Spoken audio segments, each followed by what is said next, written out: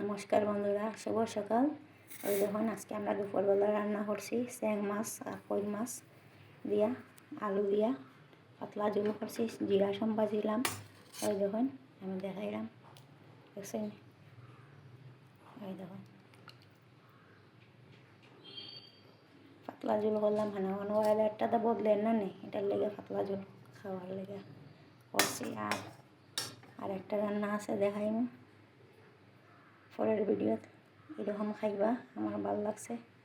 এটার মধ্যে যেমন মশলা দিলাম, হলুদ গুঁড়া, মরিচের গুঁড়া, জিরার গুঁড়া, জিরার মধ্যে তেজপাতা, গোলমরিচ, এটা দিয়া মানে মিক্সচার করেছিলাম মিক্সচার মেশিনে। আমরা বাইরের মশলা খাই না, আমরা এরকম করিয়া খাই, জিরারে দুইয়া গড়ে মশলা করি।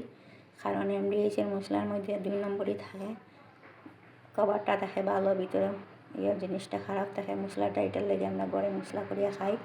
আপনারা যদি সময় থাকে তখন সময় করে এরকম মশলা বানাইয়া খাইবা, খাইয়া দেখবা, আপনারা ভালো লাগবো। আর আমার ভালো লাগছে, আমরা এরকম খাই। লাইক কমেন্ট শেয়ার করবা, ভিডিওটা আরেকজনে দেখার পরে সুযোগ করিয়া দিবা। আর নতুন পেজটা নতুন ফলো করবা, ভিডিওটা বেশি শেয়ার দিবা, লাইক কমেন্ট করবা। ভিডিওটা এখানে শেষ করলাম, ভিডিও লম্বা হয়ে যাব। টাটা।